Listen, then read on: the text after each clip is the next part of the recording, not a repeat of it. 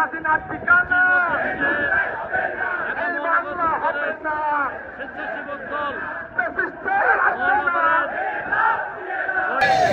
তারেক রহমান বর্তমান বাংলাদেশের প্রধানমন্ত্রী, ওনার মা আমাদের নেত্রী বেগম খালেদা জিয়া যেমন সারা বাংলাদেশ ওয়ার্ল্ডের নেত্রী ছিলেন, তারেক রহমান এখন বিশ্ব নেতা।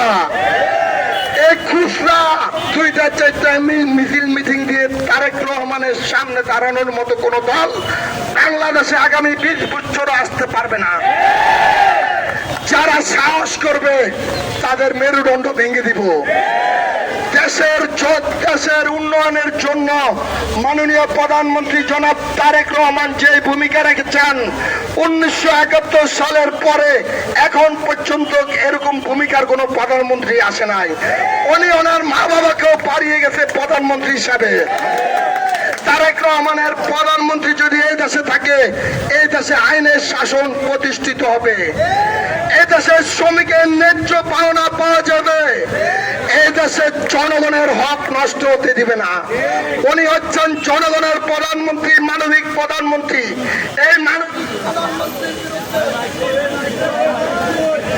এই মানবিক প্রধানমন্ত্রীর বিরুদ্ধে যদি কেউ আঙ্গুল তোলে তাহলে সেই আঙ্গুল কিন্তু রাখবো না।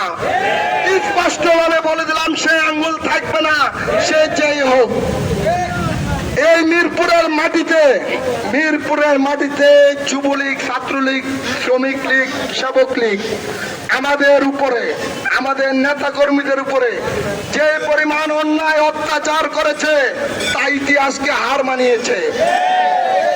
আমাদের সহযোদ্ধারা বাবার কবর দিতে পারে নাই, মায়ের কবর দিতে পারে নাই, সন্তানের বিয়েতে অ্যাটেন্ড করতে পারে নাই, ব্যবসা বাণিজ্যতে যেতে পারে নাই, সন্তানকে নিয়ে স্কুলে যেতে পারে নাই, এবং শত শত মামলার বেড়া জলে জীবনের শেষ সম্পর্কটুকু নষ্ট করেছে।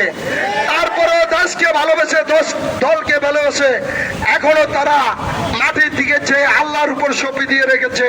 তার মানে এই না তারা চুপ, তারা দুর্বল, তারা অত্যন্ত শক্তিশালী।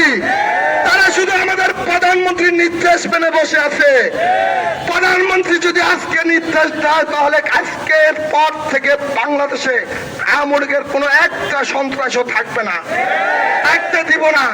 তা আপনাদের সকলকে আমার আহ্বান, আপনারা যার যার অবস্থান থেকে খুনি ফ্যাসিস্ট হাসিনার সন্ত্রাসী বাহিনী যেখানে পাবেন সেখানে ধরে ধরে গাছের সাথে বাঁধবেন, খুঁটির সাথে বাঁধবেন, খাম্বার সাথে বাঁধবেন, তারপরে আইন শৃঙ্খলা বাহিনীকে খবর দিবেন এবং তাদের বুকে লিখে দিবেন নিষিদ্ধ ঘোষিত, নিষিদ্ধ আওয়ামী লীগের সন্ত্রাসী তারা।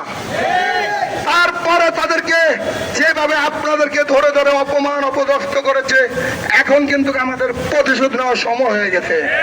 এতদিন চুপ ছিলাম, আর চুপ থাকবো না যদি রাজপথে আর কখনো এই ধরনের গুন্ডা বাহিনী আমরা দেখি। আপনাদের সকলকে ধন্যবাদ। ইনশাল্লাহ এখন থেকে আবার আপনাদের সাথে দেখা হবে প্রতিনিয়ত রাজপথে। সকলকে ধন্যবাদ। বাংলাদেশ জাতীয়তাবাদী স্বেচ্ছাসেবক দল জিন্দাবাদ।